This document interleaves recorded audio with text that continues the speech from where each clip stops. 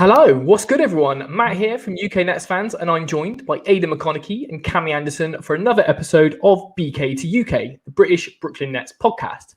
It is Tuesday, the 7th of December, and this week we're chatting about the latest media updates on Kyrie Irving from Shams and from Scoop B, some potential moves at the trade deadline, recapping this past week's games, and much, much more.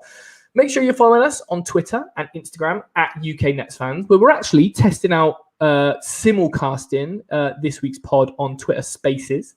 The pod itself on Twitter at BK2UK Pod, and check us out on YouTube where you can watch back all of our episodes. But with that out of the way, let's get into it. It seems like a week can't really go by without a bit more news on Kyrie Irving. Usually, we kind of skip past this stuff as it's all conjecture and it's all just people's opinions and it's all a little bit waffle and it's all a little bit boring.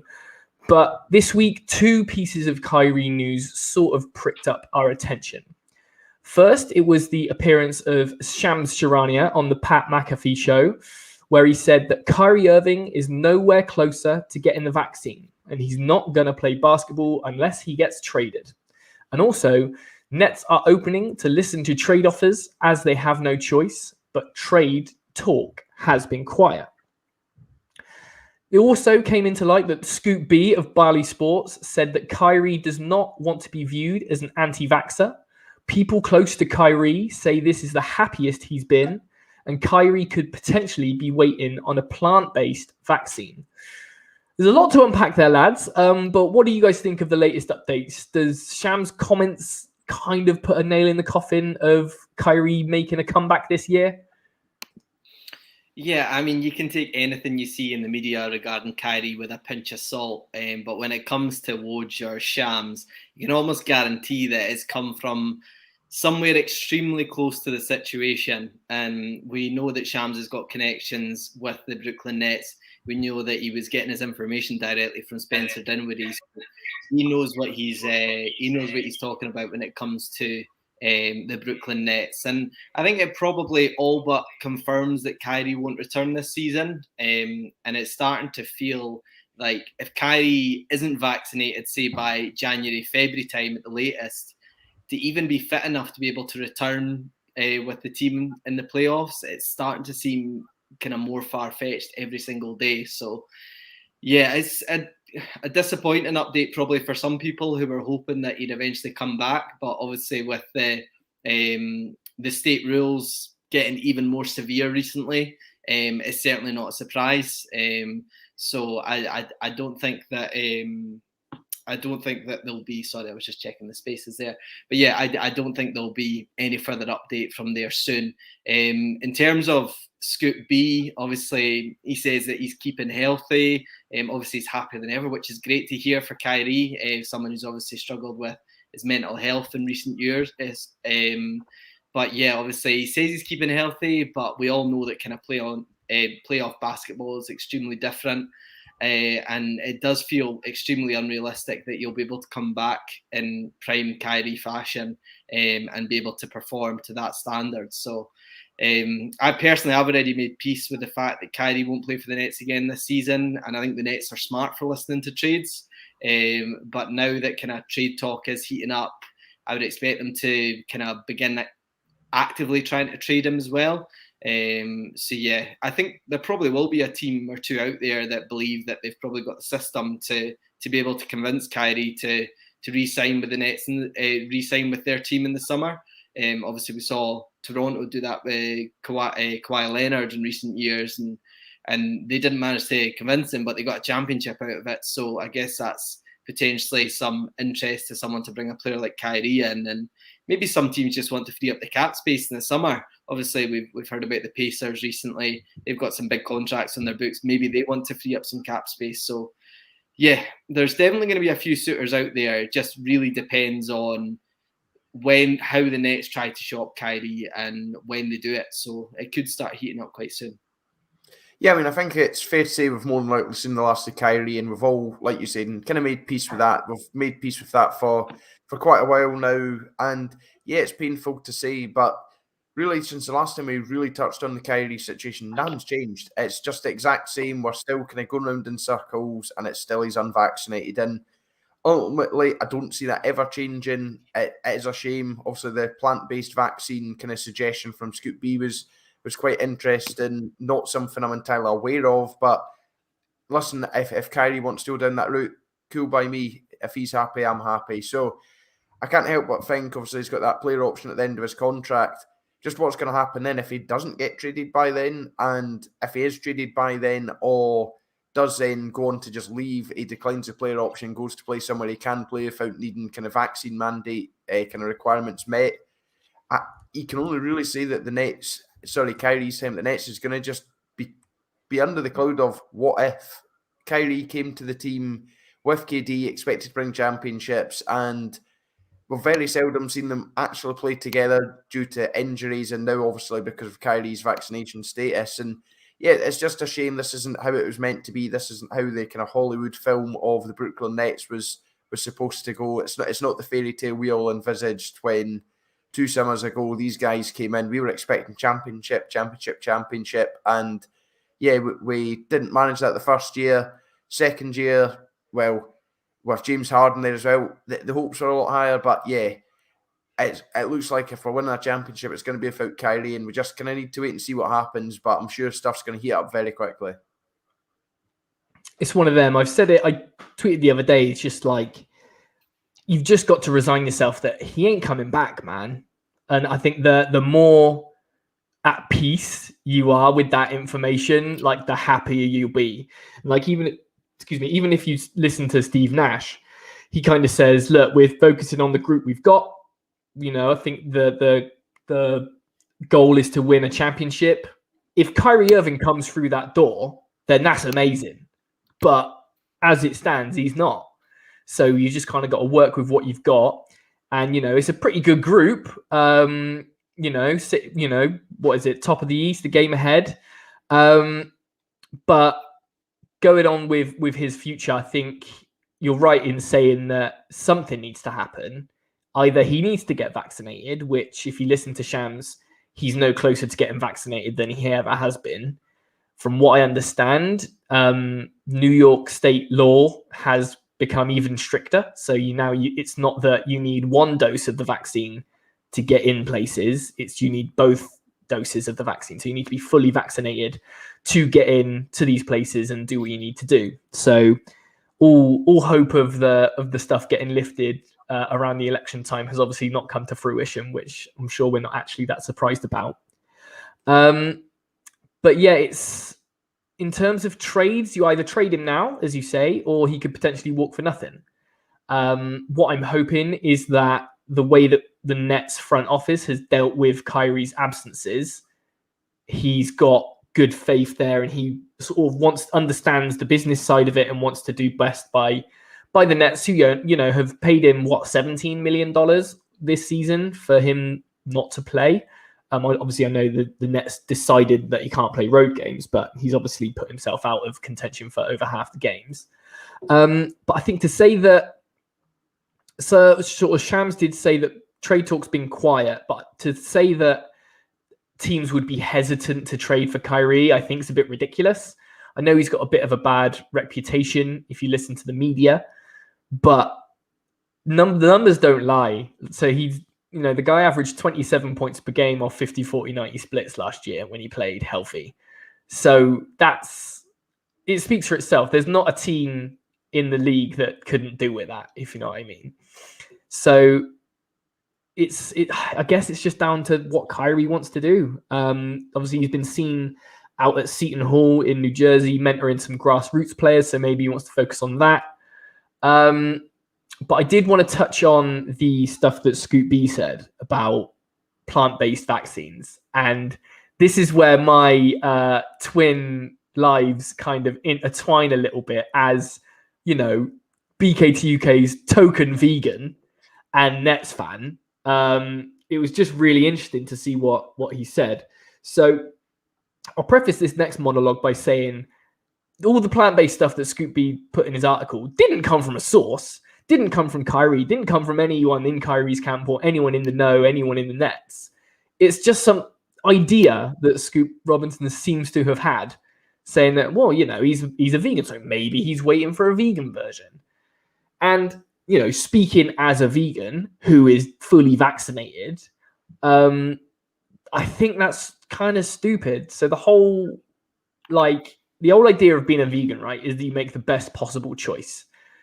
And in terms of making decisions that impact other living things' lives, right? You do the thing that causes the least harm, to put it bluntly, and in a way that's the most practical and practicable.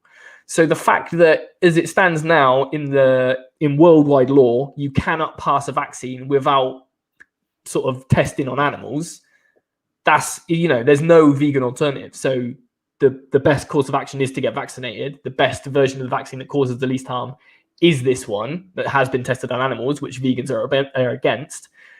And that's it. Like, the Vegan Society, I tweeted some information yesterday about like a vegan's approach to vaccinations and stuff, and they're quite, like, the Vegan Society are quite clear, like, even though it's tested on animals, it's still the right thing to do to go get vaccinated. So that is clear. So the vegans get enough of a hard time anyway from people saying, oh, it's bloody vegans and their fault. So now it's vegans' fault that Kyrie isn't going to come play basketball. And it just cheeses me off, which is ironic considering that I don't eat cheese. So enough of that. I just thought I'd kind of put my 2 pence out there on that. I think it was a little bit irresponsible of Scoop B to kind of put that, because that seems to be the thing that got banded around quite a lot. In terms of what this means for the Nets, it feels like it's trade machine season. Obviously, the trade deadline is coming up. I think it's the 10th of February.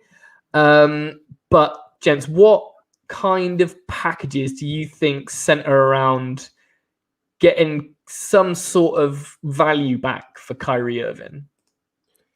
Personally, I don't think the Nets can get an awful lot for Kyrie. And that's going to sound daft, because when you look at his name alone, you'd expect quite a healthy package for Kyrie, and plenty of teams keen on acquiring him. And as things stand, there's not been any kind of noted, well-publicated kind of interest in Kyrie. And you'd probably say that his trade value is at an all-time low. This is a guy who hasn't played at all this season. He's unvaccinated, which means he can't play in several states. Yes, you can maybe play in your home games, but yeah, what happens when you come to New York and you can't play against one of the New York teams or what have you?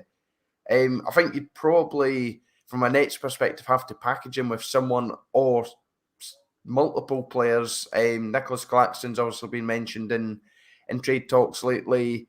Cam Thomas is kind of dangled as a potential trade piece, being one of our best young players, as much as there's going to be folks saying, no, we can't trade him. But when you've got next to no picks left because we had to dump so many to get rid of DeAndre Jordan, yeah, it's the kind of situation we find ourselves in. I think you'd probably still manage to get an okay package, but it's not a package that I think a player such as Kyrie Irving would command. As you say, Matt, 50-40-90 splits last year, and yeah, he's got that player option at the end of the season, like I said, and if he opts out, he can then pick the team he'd be at, rather than us kind of just forcing him somewhere that he maybe doesn't want to be. They then get stuck with him for a few months. Well, I'm saying stuck.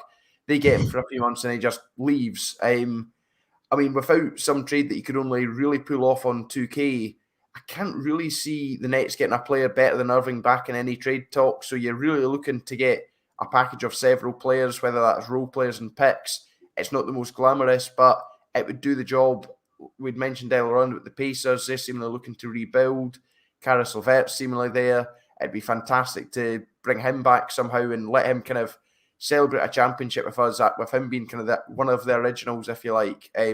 Miles Turner's a player we're all very high on. He's been mentioned a bit. And then Domantas Sabonis, I don't even think we could afford to get him. But if we could, I'd be all over that. But yeah, like I say, I'm not convinced that there's really a trade out there that the Nets come better off from in terms of a quality basketball player. Yes, you could potentially get a very good player, but you're going to need to give up a lot, and perhaps that also means Joe Harris. And I'm sorry, Nets fans, but that might be the price we've got to pay if we want to move on from this, because ultimately no player's bigger than the team, and we've just got to do what we can do and do what's best.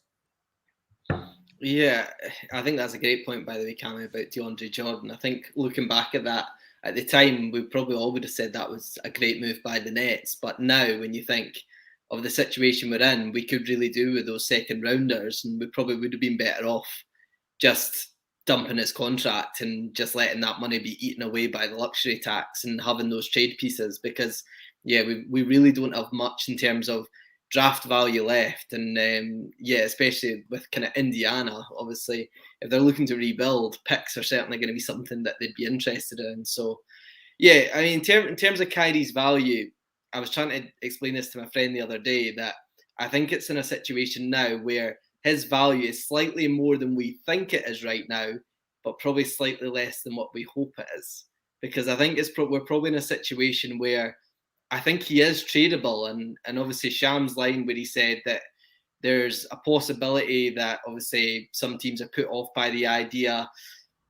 I think there'll certainly be some teams that are happy to trade for him. And as I mentioned earlier, I do think that there will be those teams that see themselves in a position that they could maybe convince him to sign long term with the team if they can get 6 months of good basketball out of him, show them what they're all about, and maybe they want to take that risk. I mean, I'd like the idea of doing a trade with Indiana. We've obviously seen so many people talking about it today. They've obviously got plenty of pieces there that would help the Nets. Would they want to take Kyrie in a rebuild? Potentially not, but maybe they just want to take on some form of value. I'm looking at like when OKC took on Chris Paul, for example, they managed to flip him for some great pieces. So I don't think we can do a trade with them, just because I don't think we've got the pieces that they want. And I would love Miles Turner, but as I said last week, the Nets even want a centre, because if they did, they might not. They probably would have had one by now. So for me, I think a trade partner for the Nets would be someone like the Dallas Mavericks. And the reason for that is they've obviously still got Luka Doncic, who is a player that you can build around. And if you put Kyrie Irving next to him, that gives him a bit more freedom in terms of creation and take some of the shooting load off him. There's an elite backcourt there who could do well in a Western Conference, which isn't anything special at the moment. So it's probably not going to be everyone's not going to be happy about this one, but I think the Nets could do really well if they pick up someone like Kristaps Porzingis, who obviously has got size, he's rebounds, he's got rim protection, he's shooting really well at the moment. I think he's averaging since he came back, about 25 points a game. And the Dallas Mavericks were looking to trade him not too long ago. So obviously he's not a centre as such, he's more of like a power forward. So potentially the Nets could do something like that, and obviously the money works out if you were to trade Kyrie for Porzingis. And Porzingis is probably not the name that people would want back, but if you're looking to get any form of value back, a team that's maybe looking to get off a big contract like that could benefit the Nets, maybe an option. So I personally would be quite happy with that as well, because it just adds to the drama of the Nets' next rivalry as well, because they would hate that if that happened. Yeah, I think one name that I've seen bandied around, and it's, I'm not the best at trade machine stuff. I get real confused about having to match money and picks and all that kind of stuff. So I'm not the best at it. But Kyrie for Dame, I don't know if that works or something, but that could be quite interesting. I don't know if they'd be up for it.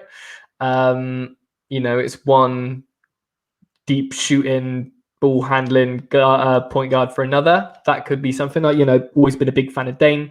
But yeah, well, I guess we'll just have to wait and see. But like you guys, I wouldn't be scared of throwing a Nick Claxton or even a Joe Harris in if it got us the right person.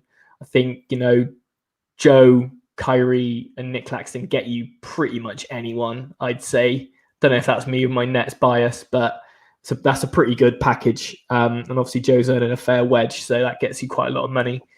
So if someone did want to move off a big contract. But yeah, we'll have to wait and see. Trade deadline doesn't open again, as you say, for a couple of months. So we will wait and see. But talking of Joe, we miss him, don't we? I think some stats were shared about how the team are performing, specifically in our 3-point shooting and overall kind of effective field goal percentage pre and post Joe Harris going down. So before he got injured, we were the 9th best team in the frequency of 3-point shots, the best team in terms of accuracy, shooting 40% as free, and 2nd in the league in effective field goal percentage. Since Joe Harris has gone down, we're now 27th in 3-point frequency, 19th in accuracy, and 16th in effective field goal percentage. So I think we need to put some respect back on Joe's name after chucking him needlessly in some trade conversations just then. And maybe just kind of have a little look about how this roster is constructed and ask ourselves the question, were we better off last year with the likes of Tyler Johnson and those kind of role players, considering just how badly we need shooters now? Yeah, I think it certainly shows Joe's value as a player, but not just as a player, obviously his presence. And I think you guys have both said it in the last few weeks, some great points about obviously spacing, how it's been a huge issue since Joe went down, and which has really impacted not only our 3-point scoring, but our 3-point looks and just the lack of shooting in general in this team. Like, I think if you look at that Chicago game in particular last week, they just took advantage of our non-scoring guys and just made us look a bit silly for a lot of the games. So yeah, it's you just need to look at those numbers, and it's evidently that's the issue, that Joe Harris hasn't been there. But yeah, it's a good point. I mean, last year we had Joe, Landry Shamet, Tyler Johnson, Mike James, Jeff Green, who were all outside threats. And personally, outside of Patty Mills, the moves that we've made hasn't been great for spacing in general. And it wouldn't surprise me if the part of James Harden's demise this year was down to that, the fact that he had a lot more spacing to work with last year. So yeah, I think they could do with certainly bringing in some extra shooting for insurance. Obviously, we're one more Joe Harris or Patty Mills injury away from being in the same scenario that we're in right now. So yeah, it's certainly something that I expect the Nets to look at in the buyout market, or even in a potential trade. So there's been quite a few names mentioned already, and I know it's maybe doesn't help scoring massively, but I saw like Ricky Rubio was looking for a buyout and things like that. Just guys like that could certainly help at the moment. So yeah, I certainly would not be surprised if they do bring someone else in come the trade deadline. Yeah, I mean, I think we all knew there was going to be quite a drop-off when Joe went down, and Patty Mills' proficiency in recent performances from deep have perhaps papered over some of the cracks and not made things seem as bad, but it goes without saying, but we're much better with Joe available to us. Like you say, the spacing alone is worth so much to a team. Can only hope, like what we said last week, that Joe's back kind of on the earlier side of that timeline that was provided of 4 to 8 weeks. And yeah, just that he comes right back and gets up and running right away rather than struggling to get up to speed. As for Tyler Johnson, you've got to question why he's still sitting at home as a free agent at the moment. We had the chance to keep him last year, opted against it. We had the chance to keep a few other guys and move them on. And obviously, Aidan's just listed all these guys. None of them are here. So who can you kind of blame? Do you say it's the Nets for wanting to maybe go in a different direction? Is that us going, right, well, we're going to have KD and Harden doing a lot of the scoring, we'll be fine with them? Whereas last season, they had their injuries and we kind of needed those extra shooters, whereas we kind of needed just guys who can come in and do some of the dirty work that KD and Harden do, but maybe don't necessarily have to do as much of. To me, that's just a sign the Nets wanted to go in a bit of a different direction. But yeah, fingers crossed Joe's back soon, because the numbers don't lie. Things have got pretty bad from three-point land. Yeah, weirdly enough, as we've been talking, Nets Daily and Billy Reinhart have been having a pretty sweet exchange about exactly this. Billy pointed out that last season, some 3-point shooting on the Nets. So you had Jeff Green at 41%, Kyrie at 40%, Landry Shamet 38%, Blake Griffin of last year 38%, Tyler Johnson 36%, Mike James 35%. Whereas this season you've got Patty Mills 47%, obviously incredible, DeAndre Bembry 42%, But then it's a deep, steep decline for Jevon Carter, 31%, James Johnson, 27%, Paul Millsap, 26%, and Blake Griffin, 16%, which is obviously seen him banished to wherever, to, I don't know, the depths of hell. But in overall three-point shooting, the Nets are 7th in percentage, 36%, but 22nd in three-point field goals attempted per game. So we're just not chucking them up because we don't have the people to be taking threes. And this is another thing I dug out today was with Joe out, it's only KD, James Harden, and Patty Mills that are averaging more than 2 3-point attempts a game. So aside from Jevon Carter, who's averaging 2.5 3-point shots a game, but again shoots 31% and is 18 of 58 in the 23 games he's played for the Nets. So, this leads to defenses being able to totally and utterly sag off the Nets shooters and completely collapse in when KD or LaMarcus Aldridge are trying to shoot the mid-range, or KD and Harden are trying to drive to the basket. It's nice that Cam Thomas is getting a bit more play as a catch and shoot guy.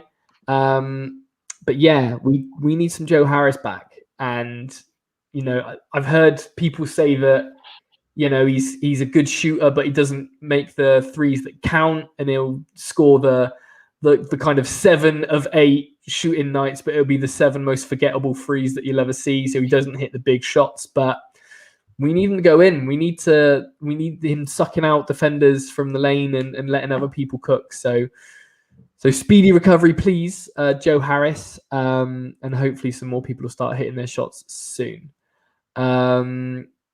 Yeah, but that's kind of it. I think that's it for Nets news. We're doing pretty well. We're nearly hitting half an hour with just Nets news from this week, so I'm absolutely loving that. But the time has come for us to look back at the games that have happened in Nets World since we last came to your podcast feed. Going back to game 21 of the season, Wednesday, the 1st of December, and it was the Battle of the Boroughs, Brooklyn Nets versus the New York Knicks. And of course, the Nets wanted to make it entertaining for the capacity crowd, but the Nets took this one 112-110, despite, again, as we had just touched on, a pretty rubbish night from three-point land. Yeah, I mean, it's quite funny that we've went right to this point immediately after talking how poor our three-point shooting's been. This was one of our worst nights from three-point land this season, with us sinking 8 of 28 attempts, which is good for just 28.6%. KD went 0 from 5, Patty Mills 2 from 10, Harden 3 from 8, and a ton of other guys missed some shots as well. And this was the first night of 3 poor nights of three-point shooting for us that week. And yeah, astonishingly, we managed to do even worse against the Timberwolves later on in the week, and only got slightly better against the Bulls, but it was just so frustrating. This is a team who, like we've seen when we've got everyone available, can sink the shots, but for whatever reason, we just weren't sinking them tonight. And whilst I'm very disappointed in the team's efforts overall, this game could have been out of sight if we'd managed to get that closer to the 40 or 50% kind of mark. But yeah, the team as a whole weren't great at three-point shooting, but got to cut some slack for Cam Thomas, who shot 50% from three, sinking 2 of his 4 catch-and-shoot attempts. And yeah, after the game, I quite liked what he said. He said, "I'm just hooping for real. Whatever shot is given to me, I'll take it." And it's just a lot of kind of nice words and nice confidence from a really young guy who's clearly unfazed. There's obviously the whole meme going around of him just being completely not bothered by anything. He's handed T-shirts to do giveaways. He looks raging. Well, he doesn't look raging. There's just no emotion whatsoever. He scores, no emotion. He's just emotionless. And yeah, I think some youngsters in the NBA would maybe be scared of taking shots early on, scared of making mistakes. Yet Cam, he's quite happy to take that chance. He knows you don't shoot, you don't score. And yeah, it was quite a good night overall for him. So I'll end my kind of point on a positive. He finished with 12 points, and like you say, we're seeing a bit more from him, and that's what we've been calling for the past few weeks. And after one or two kind of poor games this was a game where Cam Thomas certainly done well. Yeah, this was, regardless of how close it was, it's always a sweet, sweet win when we beat the Knicks. And there's always a lot of back and forth on Twitter with the Knicks fans, which I do really enjoy. But I just think, considering the Knicks haven't beat the Nets in about 2 years, they've still not learned how to lose a game gracefully. And they seem to get worse literally every single time we play them. And this time it was the ref's fault again. And our old friend Julius Randle was nearly in tears at the end of the game, moaning to the referees. And I mean, it was quite nice of him. Obviously, he does love us that much that he gave us a nice technical foul in the fourth with about 30 seconds to go, which we're really grateful for, because it took pressure off our guy James Johnson as he went to the line and to ice the game with those 2 free throws. So, I mean, last year, obviously, I think it was in March, we saw Julius Randle chucking cheers about after he was called for a travel, and this year they were moaning about a James Harden travel, a Durant double dribble when he done that crossover and passed to a Cam 3, and then there was a huge fuss about Mitch Robinson saying that he didn't foul James Johnson, even though the last 2-minute report said that no, it was a definite foul and it should have stood. So yeah, there's really not much to complain about, but it's just strange that they always seem to kind of zone in on like specific possessions. Considering it's like a 48-minute game, they always seem to go to like, this is why we lost, and it wasn't the fact that they completely collapsed in the third quarter and gave that game up because they were looking solid in the first half the Knicks, and then they just lost it. But yeah, they just need to stop feeling like they're the most hard done by team in the league. By the referees. It seems to be they were doing it the next game as well. I saw that they were moaning about something else, and sometimes you just need to admit that they're just not good enough to be kind of balling with teams like the Nets and the rest of the kind of top teams that are competing. So yeah, it's always seems to be someone else's fault other than the Knicks. So, but at the end of the day, all we care about is that W, and it was very nice to get it. That's it. I mean, it's one of those, I'm in my mid-30s now, so actually staying up and watching a game live rather than watching it back while I'm working the next day is a rarity. But I get up for big games, right? I'm the kind of guy you want on the roster because I get up for big games. So I stayed up to watch this Knicks game live. And when your heart's pounding at, 3:30 in the morning UK time, because you're so on edge that we sort of ice this game out, as you say, Aidan. It's just like, it was so good to get that W, but I'm not sure if I could hack a whole playoff series. It would be incredible. The atmosphere would be amazing, but I don't think my heart could take it because it was on edge. But for like a meaningless game in December, but always good to get it. Obviously, it pushed the Nets over to take the all-time W. So of the 203 games that New York and the Knicks and the Nets have played, the Nets have won 102, meaning officially New York is run by the Nets. And that's not an opinion, that's just counting. So, but I think one person that we have to single out as the Nets talisman for this win was James Harden, because boy, did he come to play. 34 points, 10 rebounds, 8 assists, 3 steals in his 40 minutes. 8 minutes into the game, he hit a huge step back 3 early and really, really set the tone. He attacked the basket a lot, went 55% from the floor, obviously finishing that close to the rim, 37.5% from free, which is all good. He also went 9 of 10 from the line, which is really, really good to see. And there was a putback dunk that really, really got the crowd going. Although if Cam Thomas's Instagram stories or anything to go by, he said it was a weak ass putback. And it's nice to see the rookie getting the digs into the vets. It seems that this Nets team goes how Harden goes. If he plays well and he's getting going early, then this whole team just purrs like a well-oiled machine. But it was really interesting to see Reggie Miller on the call. Obviously, it's a nationally televised game, so Reggie Miller was on the call, who apparently took James Harden to the side and said, "You know you're James Harden, right?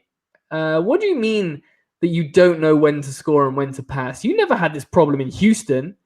And he goes and does that. So, you know, for all when I'm sitting, as I'm concerned, get Reggie Miller on this coaching staff, because he's the Harden whisperer, and I'm all over it. But yeah, really good to see the Knicks fans salty after this.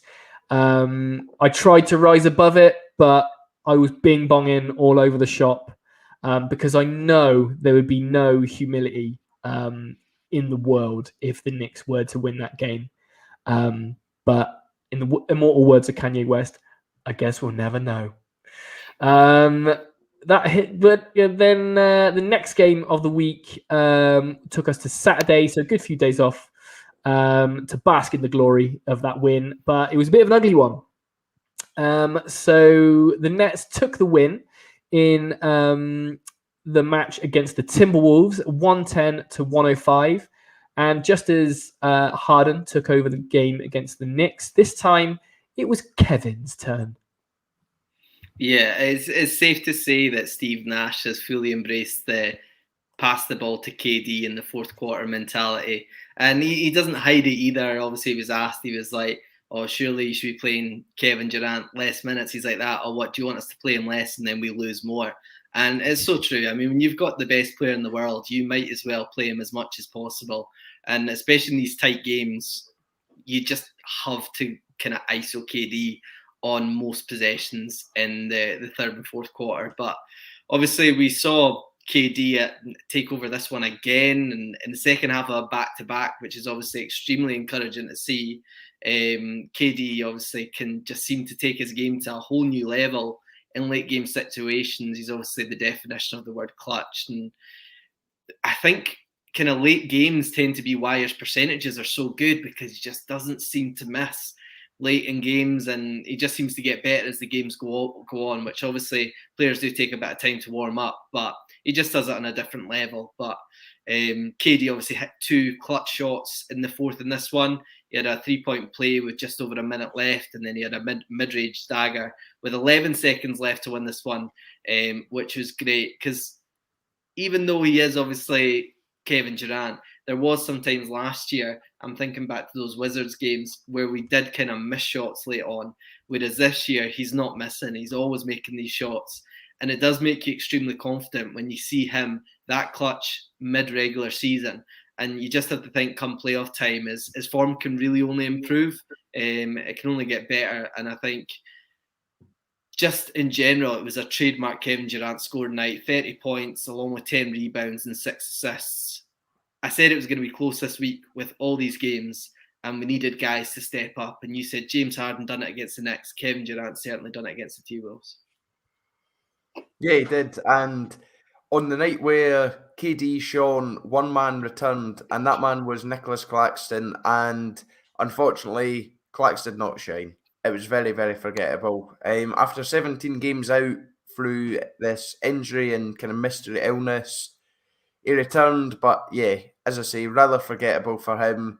Granted, he only got 3 minutes on the court, but he averaged a foul a minute and was hooked pretty quickly. 3 personal fouls, and failed to lodge a single meaningful stat other than a single turnover. And fair enough, he's been out a while. It's going to take some time to adapt to things again. But to come in and be so foul heavy, obviously, he's been foul heavy in the past.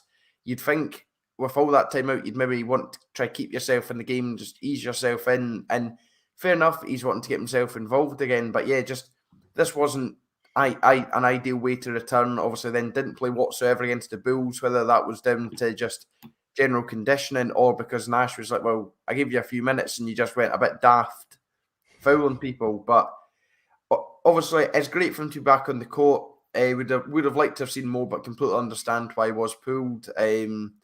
Hopefully get to see a bit more from this coming week. We do have the 4 games rather than the 3 like we did last week, so maybe that bit more rotation. There were, like Aidan says, games where we're playing KD and Harden on the verge of 40 minutes, if not just over. So, yeah, we're going to need to widen that rotation a bit, get other guys in, and yeah, we've got a back-to-back this coming week as well, so should surely see some more Clacks minutes, and hopefully we can see the start of Clacks kicking on.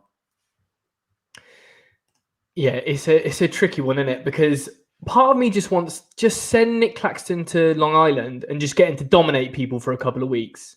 Get his game rhythm back, get his confidence back, get him, they run the same kind of sets, I'm sure, that the Nets try and do.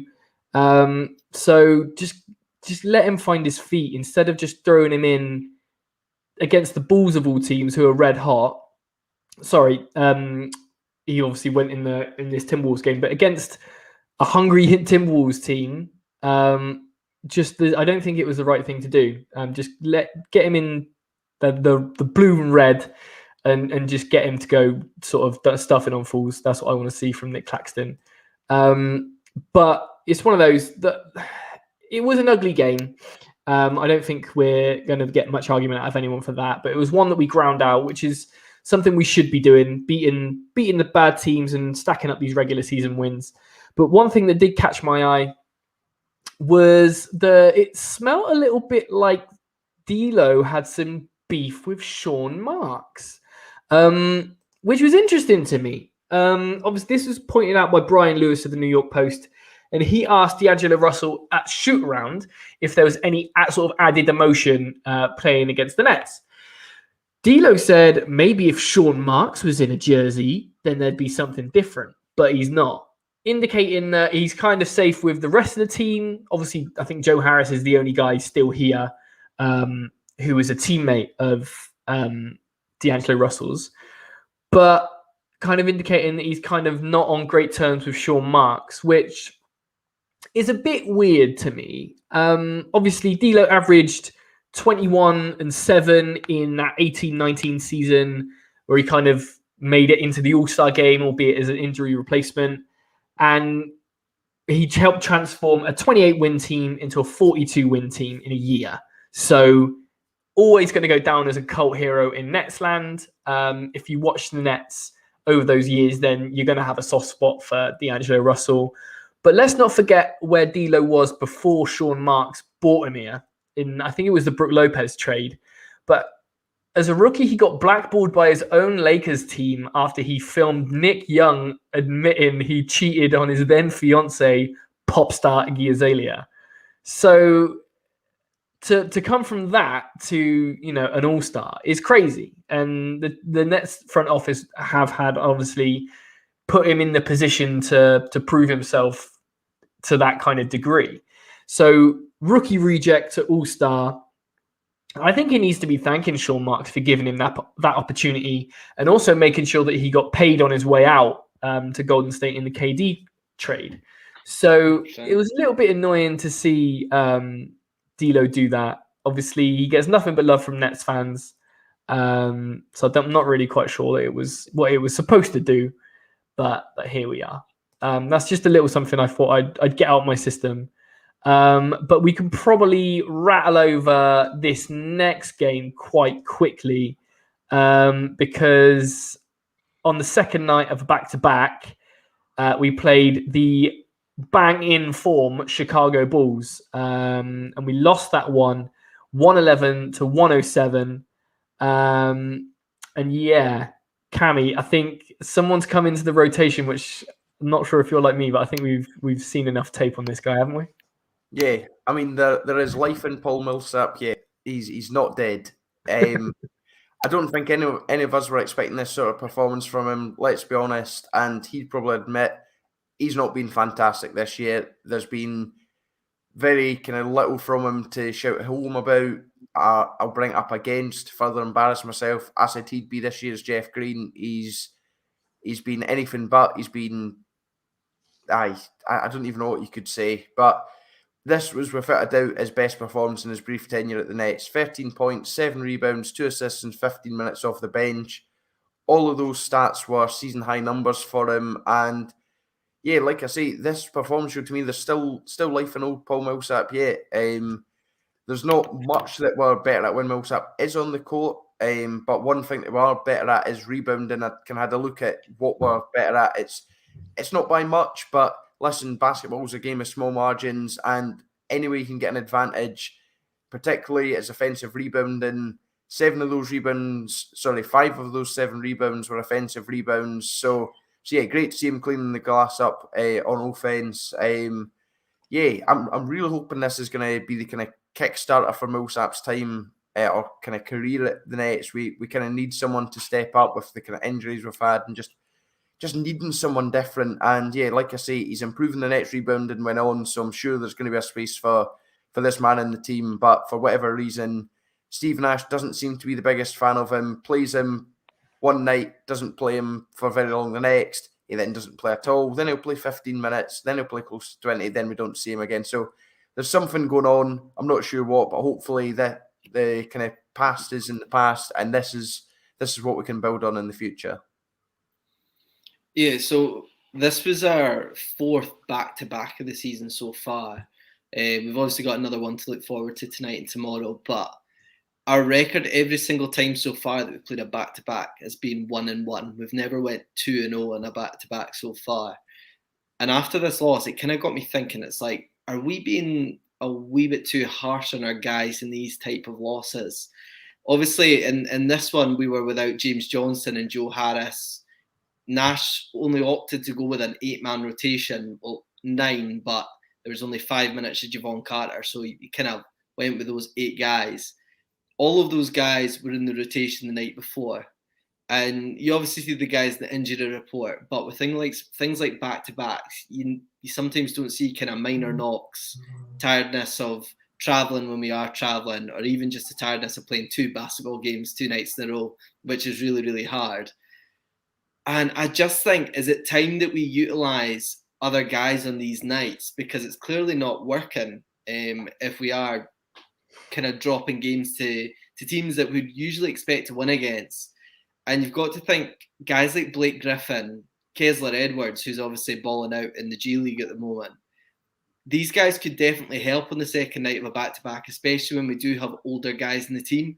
You look at guys like Paul Millsap at his age playing back-to-backs. He obviously played really well, but it's got to be tough going that we're only playing 8 guys on a second night of a back-to-back. So I just think we need to start utilising the guys that we do have more. I do think Blake Griffin can certainly still play a part in this team, and the fact that he's just out the rotation altogether, even on back-to-backs, is quite strange, because I do feel he can help in places. So yeah, obviously we're not going to be playing in back-to-backs come the playoff time, so you can maybe be easy on our guys during these losses, but I do find it frustrating that we can't go 2 nights in a row without winning, especially when so many other teams seem to be doing it.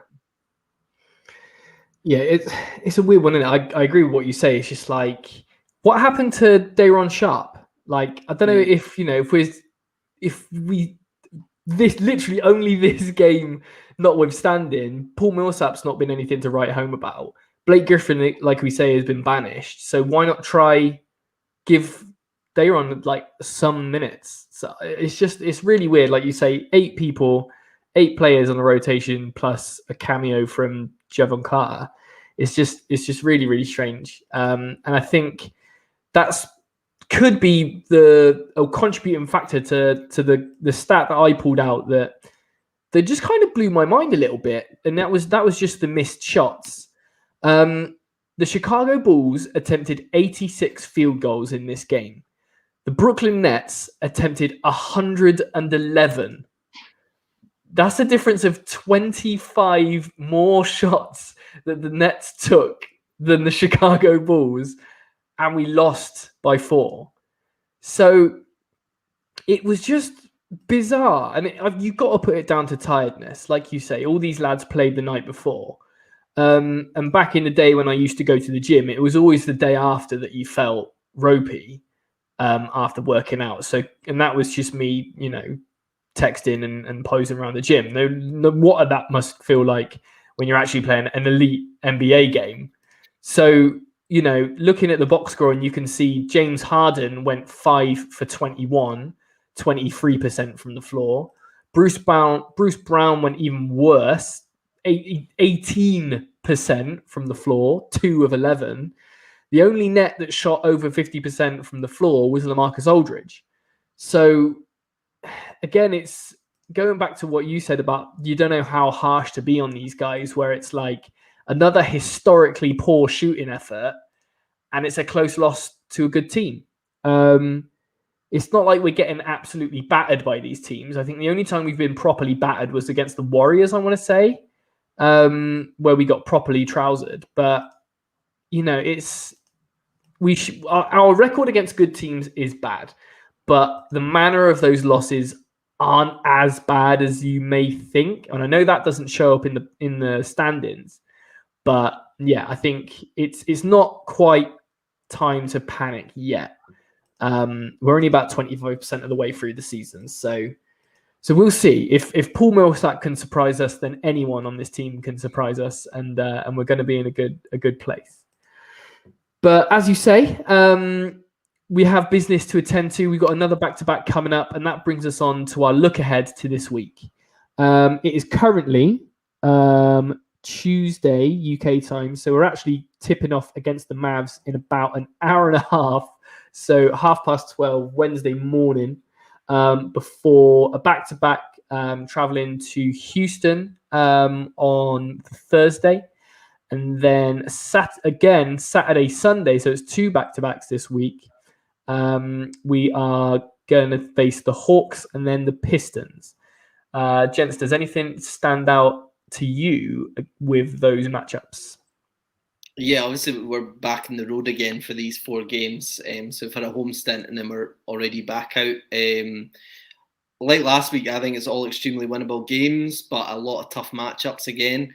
When I wrote my notes earlier, the Mavs at that point, Luka and Porzingis were both questionable. And at the time, I knew it meant nothing because when you're questionable against the Nets, you're always going to play. And they are both playing now, so it's going to be a tough game. And obviously Luka is just incredible. And Porzingis, I'm obviously a Porzingis stan because I want to trade Kyrie for him. So excited to see those guys play against the Nets. But I do think the Nets will win that one, regardless of who's on the court. And then the Rockets, tremendous form. Kevin Porter Jr., Eric Gordon, both in all-star form. They won 6 in a row, which I don't think we would have ever expected from this Rockets team this year. So that's going to be a tough game because they're just going to be really confident. But as long as we don't rest guys in the back-to-back, we should take it. And that would obviously be our first time winning a back-to-back this season. The only game we've got us dropping this week is the Hawks. Reason for that is I just think we're going to struggle without Joe Harris in this one because I think the Hawks will just take advantage of our lack of spacing, and Clint Capella is just going to eat us in the paint every single time when we're just clogging that paint up. So yeah, I think we are going to struggle with that one. I can see us dropping that. And yeah, finally, Pistons game. There's no chance in hell the Nets should be losing that game when they're just the worst team in the league on a 9-game losing streak, and they've only won 4 games this season. So yeah, I've got us 3-1 this week, and yeah, I'm pretty confident that's what we'll get, if not 4. So I'm not quite as confident. I'm going 2-2. Like we said, double back-to-back. So based on a kind of history of that, we're going to beat the Mavs. Obviously, at the time of doing the notes, like Aidan, KP and Luka were both questionable. They're both playing with a bit of luck. Not want to wish ill on anyone, of course.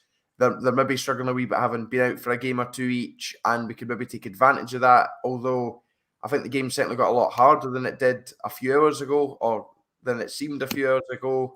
Should still have enough to beat them, though, despite the kind of quality that both KP and Doncic have. I think we'll then lose to the Rockets. Really good form, also, they started the season terribly. What was it, 15 or 16 losses in a row?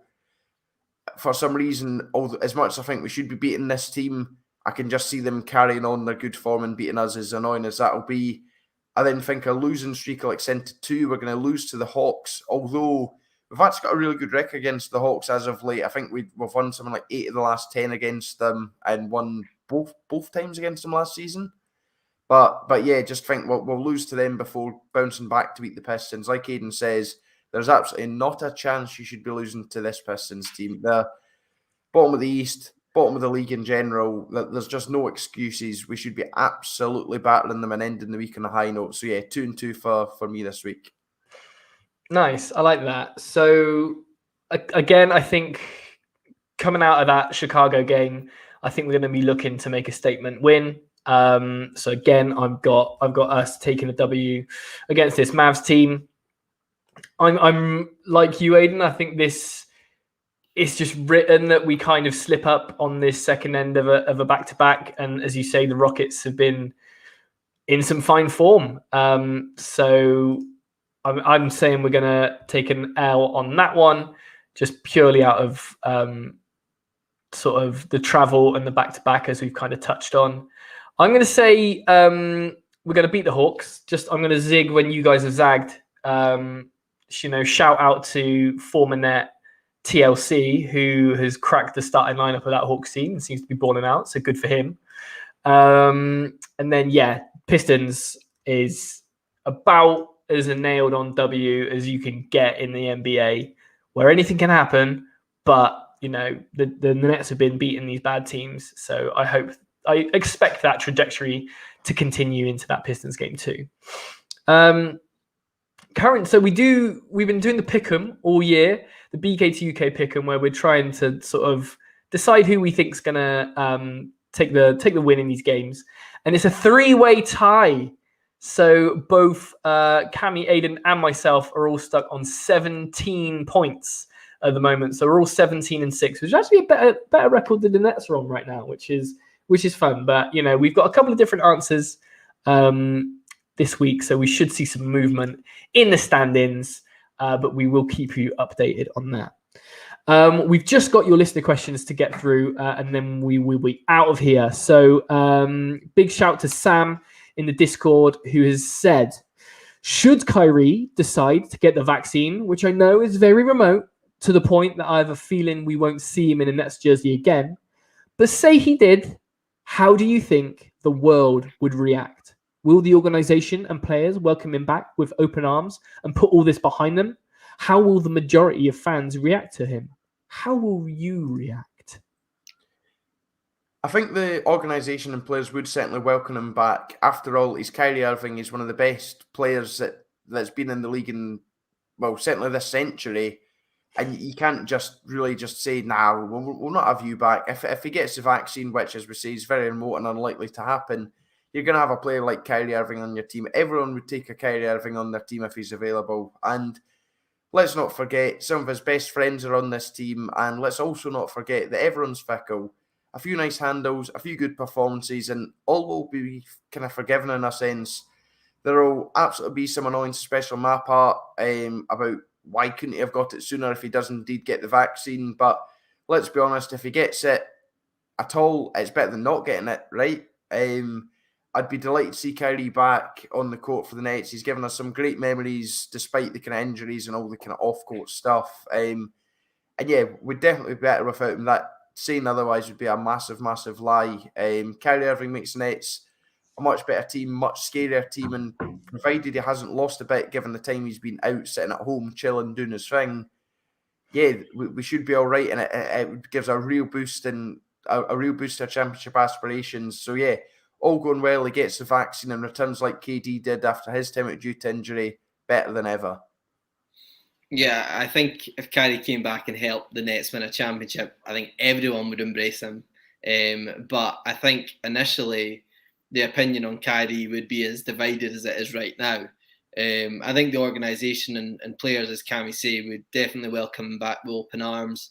They still seem to be on good terms. I mean, going off social media, Kyrie's still liking Brooklyn Nets posts about KD, and KD's still liking his Instagram posts, which I seem to always check on who likes Kyrie's posts because they are usually very confusing. So it's good to see that Nets players seem to understand what's going on there. But I still think the Nets are fully behind Kyrie, and yeah, as a person, not as a player, obviously, maybe not as much as they would be like they'd be silly to, obviously, as Cammy says, they'd be silly to have a player like Kyrie there and not use him, because it would be just stupid, as Cammy says. But yeah, I think the fans would be really, really split. I think he's probably burnt a lot of bridges with a lot of fans. And even though personally I do back his obviously right to his own opinion, I don't agree with his decision personally, but